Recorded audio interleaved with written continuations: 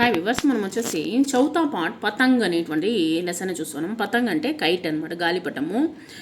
ఓ ఓ యొక్క ఓతమ్మ యొక్క సింబలు. తర్వాత వచ్చేసి క చ డా ష అనేటువంటి అక్షరాలు మనము దీంట్లో చూడబోతున్నాము. ఓ కలి అంటే గ్రైండరు.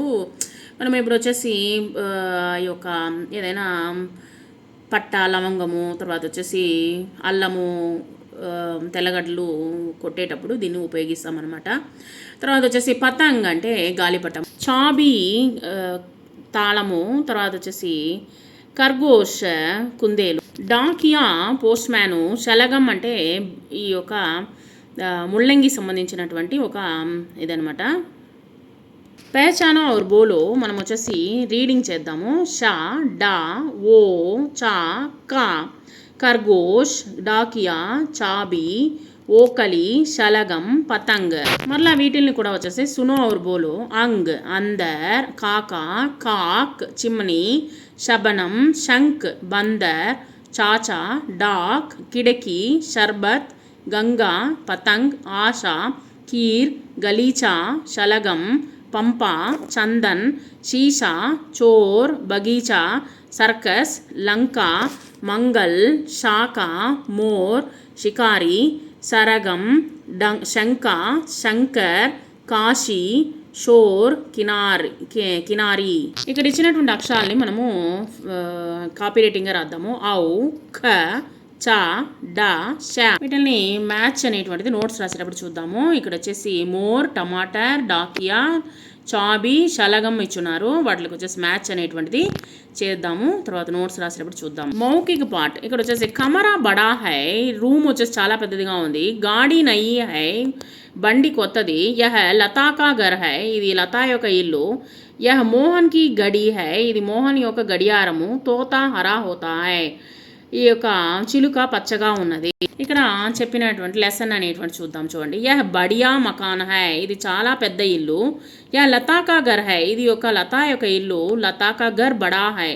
ఈ యొక్క లతా యొక్క ఇల్లు చాలా పెద్దది. వహ్ నయీ గాడి హై. ఇది కొత్త బండి. వహ్ గోపాల్ కి గాడి హై. ఇది గోపాల్ యొక్క బండి. గోపాల్ కి గాడి నయీ హై. గోపాల్ యొక్క బండి కొత్తది. యహ్ నయా కమరా హై. ఇది కొత్త గది. యహ్ షీలా కా కమరా హై. ఇది షీలా యొక్క రూము. షీలా కా కమరా నయా హై. షీలా యొక్క గది చాలా కొత్తది. యహ్ అల్మారీ బడి హై. ఈ యొక్క అలమార పెద్దది. యహ్ పితాజీ కా అల్మారీ హై. ఇది నాన్నగారి యొక్క అలమార. పితాజీ కా అల్మారీ బడి హై. నాన్నగారి యొక్క అలమారీ చాలా పెద్దది. నెక్స్ట్ వచ్చేసి పితాజీకి అల్మారీ బడి హై. చాచీజీకి అల్మారీ నయి హై. నాన్నగారి యొక్క అలమార పెద్దది. పిన్ని యొక్క అలమార కొత్తది. షీలా కా కమరా బడా హై. షీలా యొక్క రూము చాలా పెద్దది. మోహన్ కా కమరా బడా నయి హై. ఈ యొక్క మోహన్ యొక్క రూమ్ వచ్చేసి చిన్నది. అంటే పెద్దది కాదు, అంటే చిన్నదే అనమాట. తోతా హరా హోతా హై. చిలుక పచ్చగా ఉంటుంది. కోయల్ కాళీ హోతీ హై. కోయిల నల్లగా ఉంటుంది. అనార్ లాల్ హోతా హై. దానిమ్మ ఎర్రగా ఉంటుంది. పపీతా పీలా హోతా హై. పపీతా వచ్చేసి ఈ యొక్క బొప్పాసి పండు వచ్చేసి పసుపుగా ఉంటుంది. ఆస్మాన్ నీలా హై. ఆకాశము నీలంగా ఉంటుంది. బాదల్ కాలా హై. ఆ యొక్క ఆకాశం వచ్చేసి నల్లగా ఉంటుంది, అంటే మబ్బులు నల్లగా ఉంటుంది. ఇక్కడ కొన్ని వాక్యాలు ఇవ్వడం జరిగింది, వాటిని చూద్దాము. లతాకా గర్ బడా హై. లతాకా గర్ బడా హై అని ఇచ్చినారు. ఇక్కడ కొన్ని అక్షరాలు చూద్దాము. లీలా రమేష్ కి బెహన్ హై. సాడీ హరి హై. పచ్చగా ఉన్నది చీర. లీలా వచ్చేసి రమేష్ యొక్క చెల్లెలు. చాచీజీకి మకాన్ నయా హై. కొత్తదిగా ఉన్నది. ఆస్మాన్ నీలా హోతా హై. ఆకాశం వచ్చేసి నీలముగా ఉన్నది, లేదా ఆకాశ కాలా హోతీ హై. నల్లగా ఉన్నది. ఎస్ ఆర్ నో క్వశ్చన్స్ ఇక్కడ ఇచ్చినటువంటి చూద్దాము. మిగిలిన వచ్చేసి మనం నోట్స్ రాసేటప్పుడు చూద్దాము.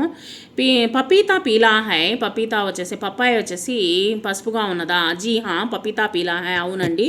అది వచ్చేసి జీహా అంటే ఎస్ అని అర్థం అనమాట. అవునండి, ఈ యొక్క పప్పాయ వచ్చేసి పసుపుగా ఉన్నది. తోతా నీలా హోతా హై. ఈ యొక్క రామచిలుక చిలుక వచ్చేసి బ్లూ కలర్లో ఉన్నదా? జీ నహీ తోతా హరా హోతా హై. ఈ యొక్క చిలుక వచ్చేసి పచ్చగా ఉన్నది. మిగిలిన వచ్చేసి 4 ప్రశ్నలకి సమాధానాలు తర్వాత నోట్స్ రాసేటప్పుడు చూద్దాము.